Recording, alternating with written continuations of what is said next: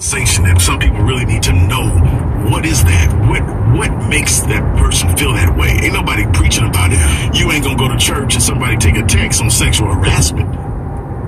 No, you gotta listen to child. So as we've seen in recent news, it seems to be folks who are in positions of power or authority that are abusing that.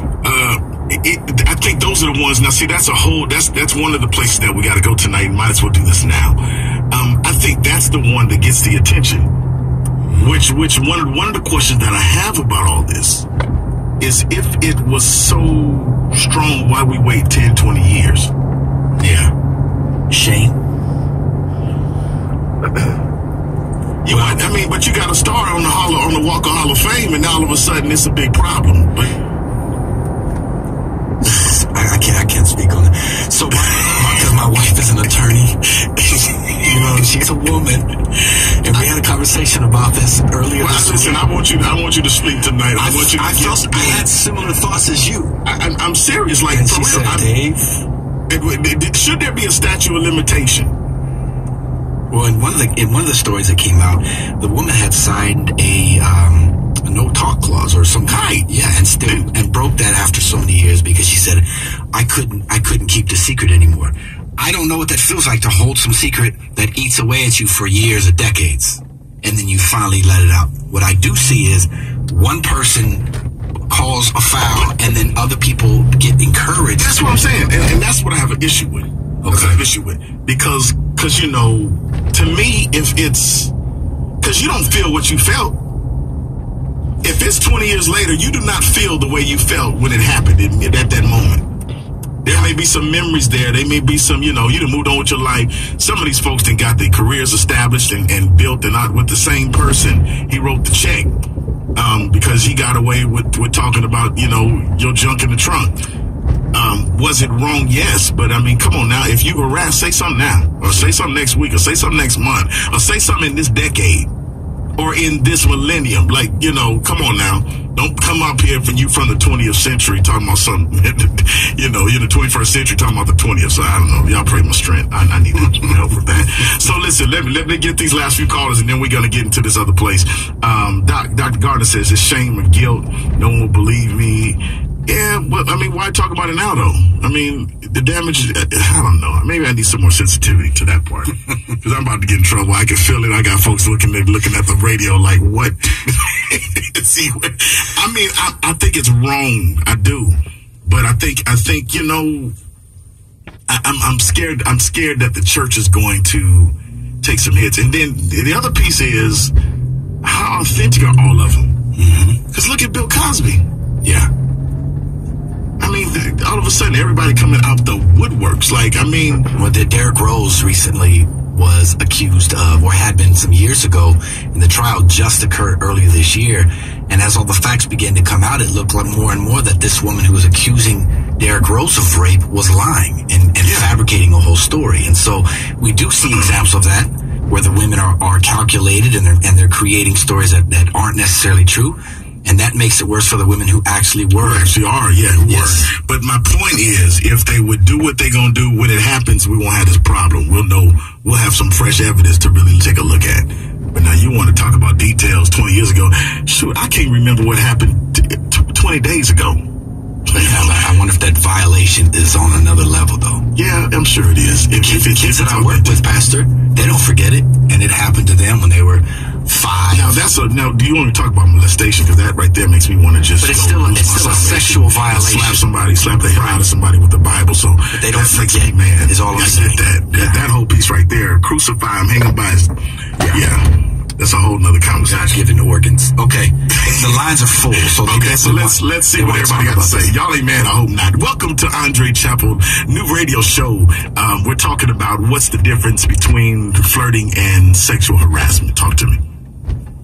Yes, it is not right. When you're in the house of God, you got to be focused on the word of God and what's going on. I've been to certain function, I'm not going to call any name, and at the end of the function, these were pastors chasing the women that were like, could be their granddaughter, and you have that church that you go to, somebody's gonna get someone upset. You know, but when you in God's house, you gotta be focusing on God's word and His blessing. So you're not dealing with my statement. I need you to talk about my question. I get that. We've already talked about that part. I'm asking, at what point does flirting turn into sexual harassment? Do you have a comment on that? Yes. Once you start, looking and like the young lady said, tongue sticking out and making the woman feel uncomfortable. Right. I don't think, because I go to church. All right. I go to bring up blessing. Let me get another caller. I want to hear something that we ain't heard. Good evening. Welcome to Andre Chappell New Radio Show. We're talking about the difference between flirting, flattery, and sexual harassment. At what point in the church, and we're talking about in church, y'all, at what point does it become harassment or misconduct? When you touch me. Oh, don't touch me. Don't even get within 3 feet of me. Don't touch me, like, You ain't trying, don't touch you. Like, my body parts? A grope. Yeah. Mm-hmm. A hug. Rub my back. Hug. And speak about underneath my clothes. So talking underneath the clothes. Yes. Any kind of grope. Yeah, some of them have a guy. Come on, man. So the hug throws, because we, at the Answer City, I tell everybody, hug your neighbor and tell them God's turning your life around.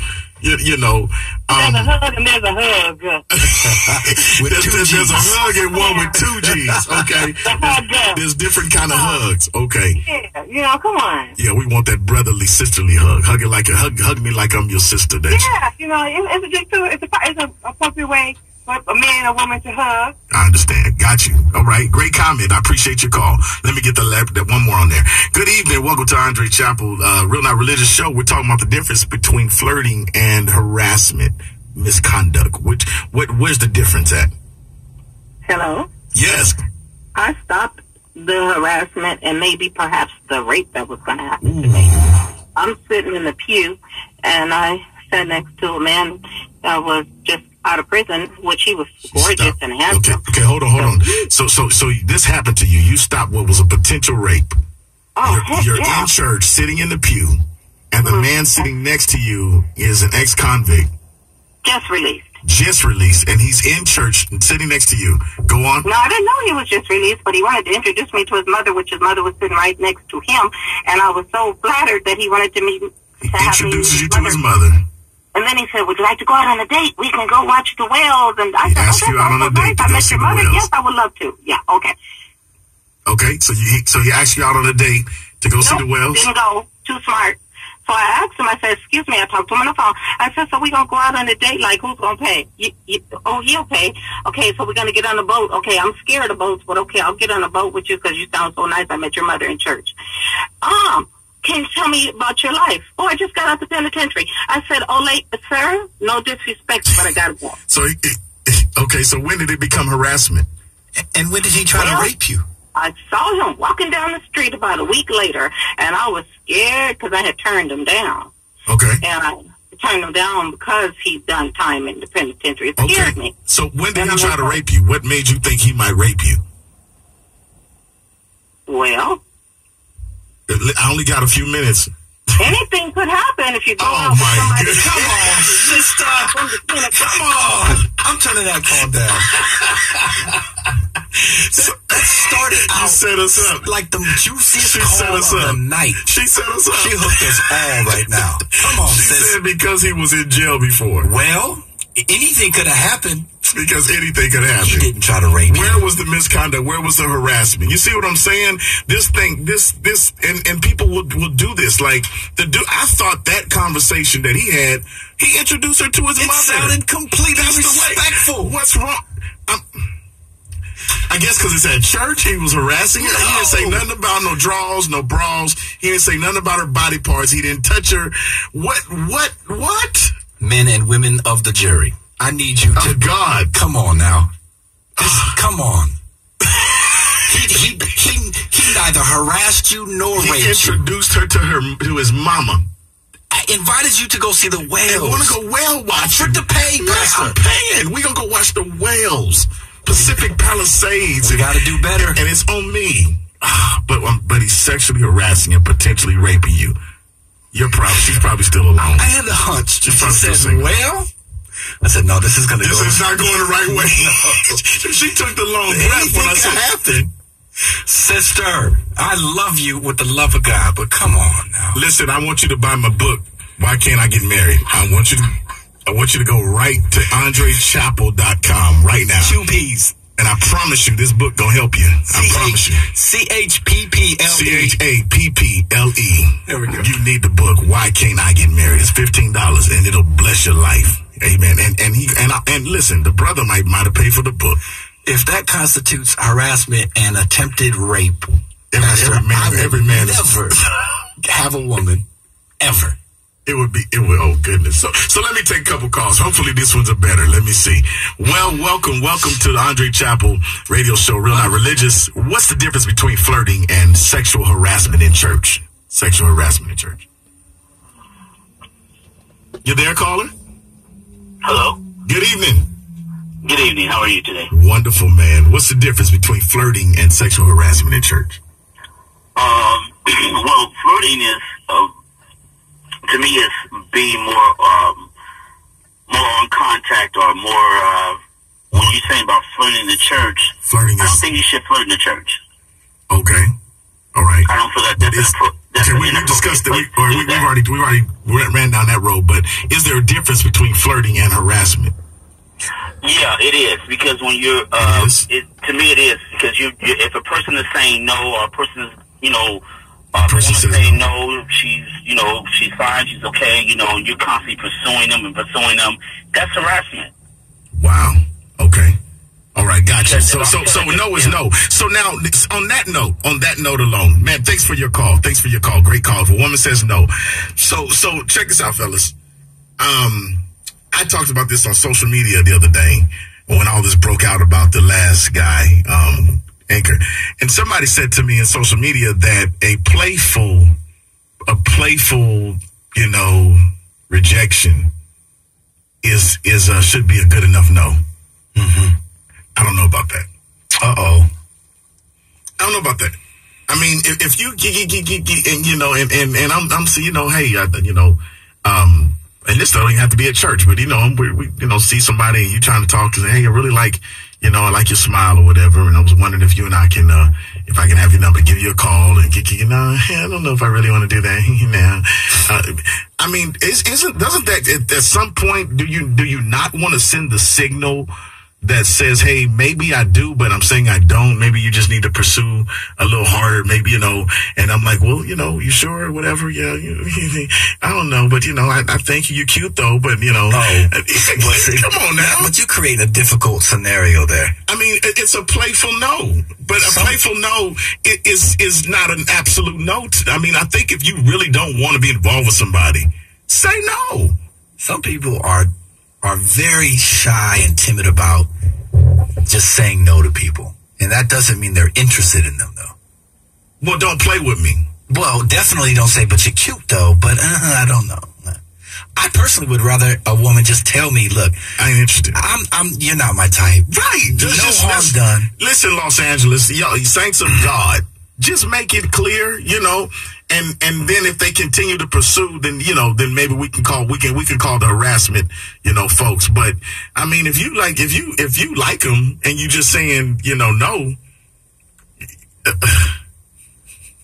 if that's not I don't know, is he harassing you? You know what I'm saying? It's I don't know that's cool. Like, no gotta be your no if it's gonna mean no.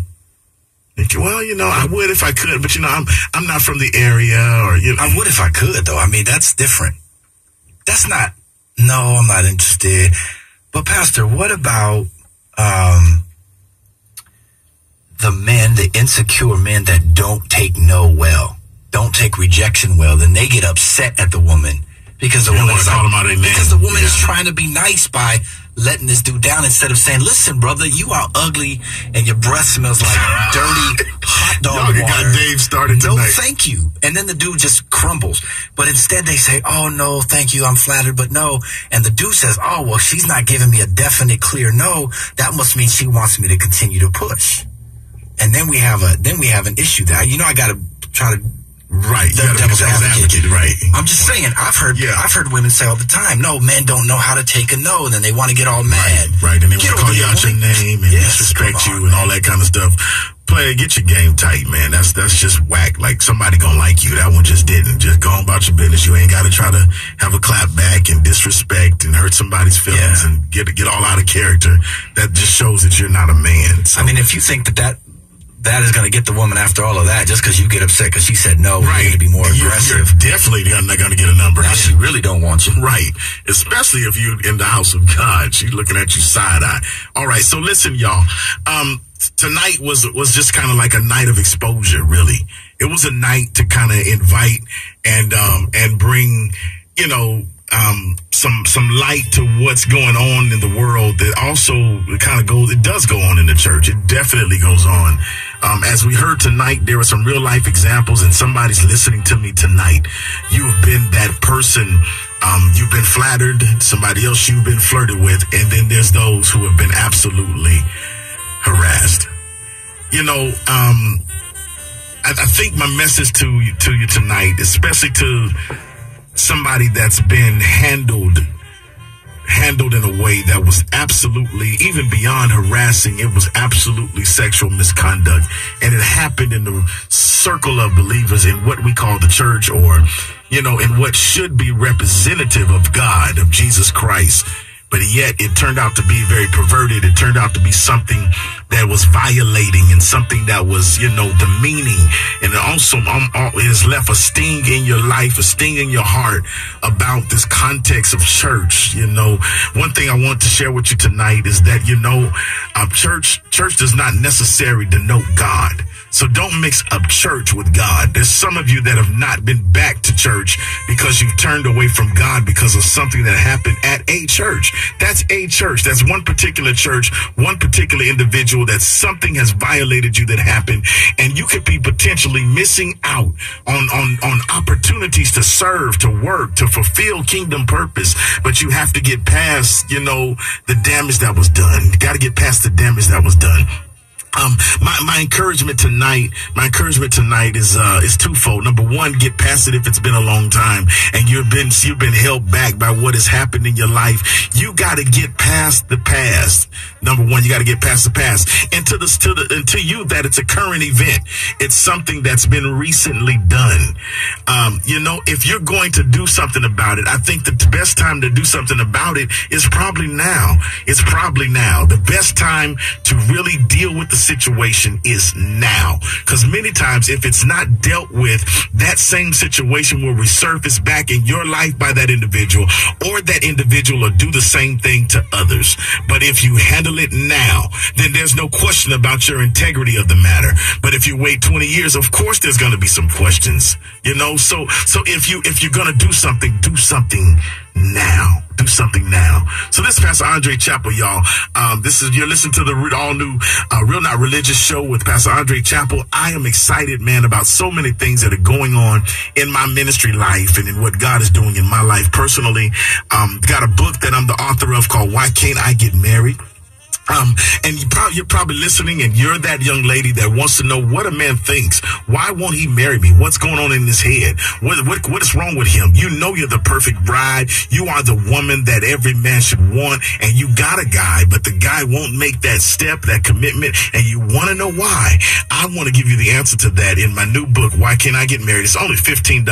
Go to my website. I want to get this out in the mail to you this week. Maybe you want to get a few of them for Christmas presents and be a blessing. to some of your friends and family members. Get your book.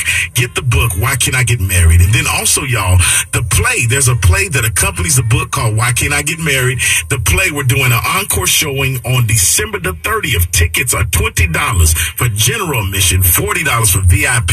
If you ask anybody that saw the first show, this right here is one you don't want to miss. I want you to go there tonight. Get your tickets, man. I know you want to do something on that last weekend of the year. That is a great thing, a great place to get something done. Go hang out, man. Come see your boy. Come see what's going on, man, at the Answer City Church in that stage play, Why Can't I Get Married? Lastly, I want to leave you with this.